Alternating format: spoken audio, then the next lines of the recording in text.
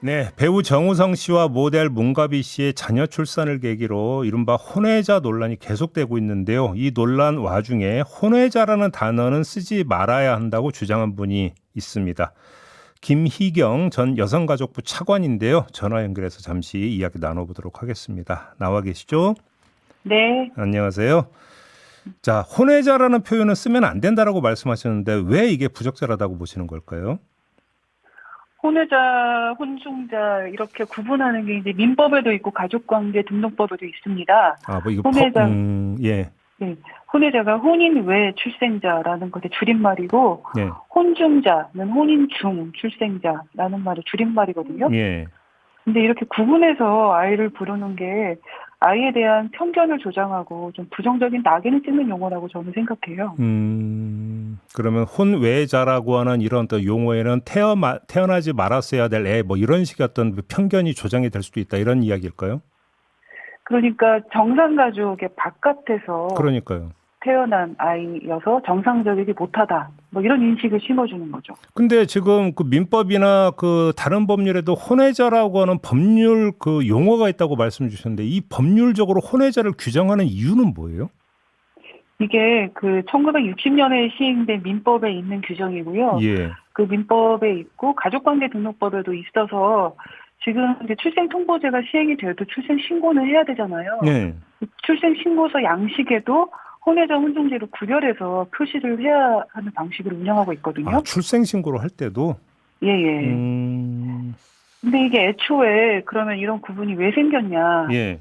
보면은 이게 예전에 그런 구분을 했었던 필요를 두 가지로 말씀드릴 수가 있는데 네. 첫 번째는요. 사실 아이가 태어나면 엄마가 누군지는 명백하잖아요. 엄마가 예, 낳으니까요. 그렇죠, 그렇죠. 그런데 이제 아버지가 누군지를 어떻게 확인하느냐 이런 음, 문제가 있는 거죠. 예, 그래서 예전에는 유전자 검사 같은 과학기술이 발전하지 않았으니까 예, 그때는 이제 법률적 아버지를 정하는 문제가 간단치 않잖아요. 그렇죠.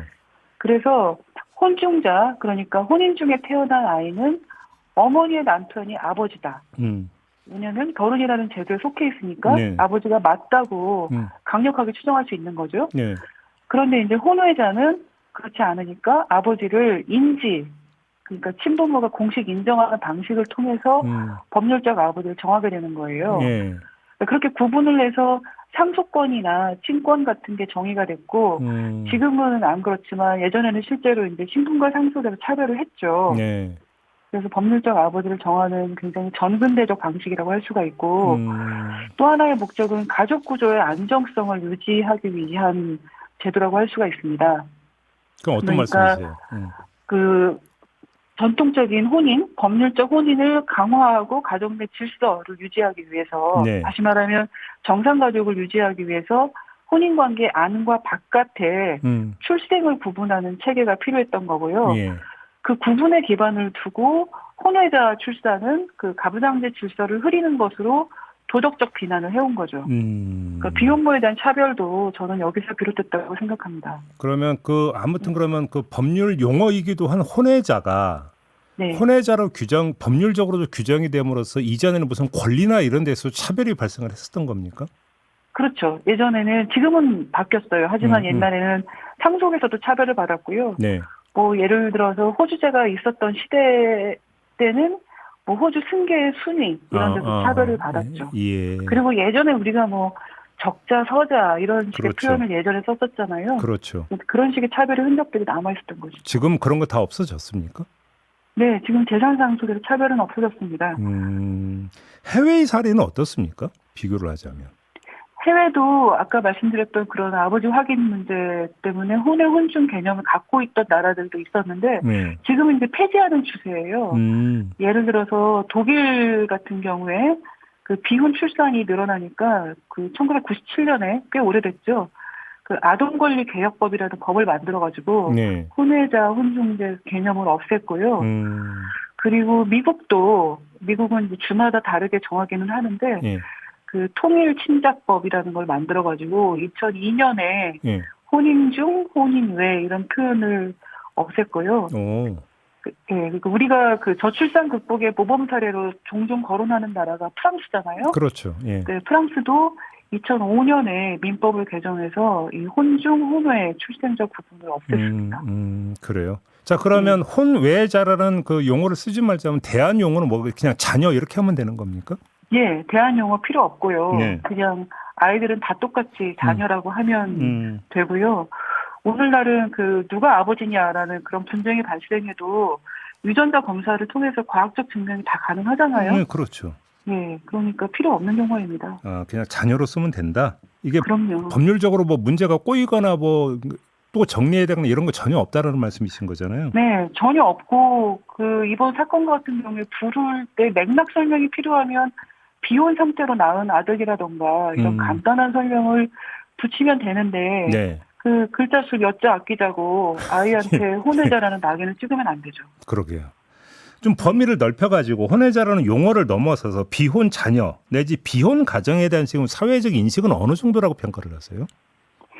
일단 그 비혼 자녀에 대한 용어도 그 사회적 인식과도 이 용어가 관련이 있는 게 예. 지금 법에 따르면 이번 경우 같은 그 아이뿐만 아니라 뭐 예를 들어서 사실혼 관계에서 태어나거나 비혼 동거 커플 사이에서 태어난 아이들도 다 혼외자예요.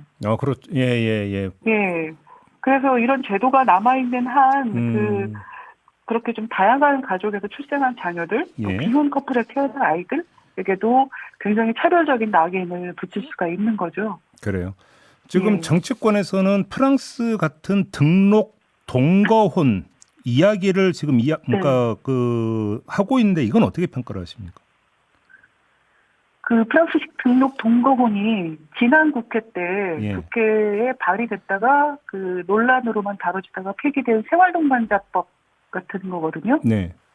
그런데 그 국민들의 인식은 저는 좀 많이 바뀌었다고 생각해요. 예를 들면 올해 초에 그 저출산 고령사회위원회하고 문화체육관광부가 여론조사를 했는데 다양한 가족을 인정하고 그 프랑스식 등록 동거혼을 도입하는 거에 거의 한 80% 달하는 사람들이 찬성을 했더라고요. 네. 그래서 이렇게 그 국민적 지지가 높은 방식의 좀 다양한 가족의 결합 방식 이런 것들은 좀 서둘러 도입해야 될 필요가 있다고 보고요. 네. 그 정부나 국회가 곤란한 법안이 제안이 되면 자주 쓰는 표현이 사회적 합의가 필요하다 이런 말 많이 하잖아요. 그렇죠. 예. 예, 그런데 80%에 육박하는 정도면 사회적 합의가 거의 이루어진 거 아니냐라고 생각을 하고 프랑스식 등록 동거혼은 성별 구별을 하지 않습니다. 아, 그런가요? 예. 그래서 성별 구별 없이 새로운 형태의 가족 구성이 가능하도록 해야 한다고 생각합니다. 쉽게 말해 동성 동거도 이제 인정을 한다 이런 얘기잖아요, 프랑스 같은. 그렇죠. 근데 사실 동거를 인정을 한다고 하더라도 그냥 이전 용어 혼외자 동거가 아닌 상태에서도 비혼 출산이 발생할 수 있는 거잖아요. 그렇죠. 그럼 이거는 또 별도의 차원에서도 어떤 뭐 지원이라든지 보듬는 부분에 대한 대안이 별도로 모색이 돼야 되는 거 아니겠습니까? 예, 그러니까 그 남녀의 결합의 방식이 다양할 수 있는데 아이를 낳는 어떤 방식으로 결합하든 간에 기준은 분명합니다. 그 아이를 중심에 놓고 생각하면 됩니다. 그렇죠. 그러니까 아이를 중심에 놓고 생각하면 그 파트너가 어떤 방식으로 결합하든 간에 아이가 차별 없이 성장할 수 있도록 하고 법률적인 결혼이든 아니든 간에 동등한 지원을 받을 수 있도록만 해주면 이 모든 문제는 해결이 가능하다고 생각합니다. 알겠습니다. 오늘 말씀 여기까지 들어야 될 것 같네요. 고맙습니다. 네, 감사합니다. 네, 김희경 전 여가부 차관이었습니다.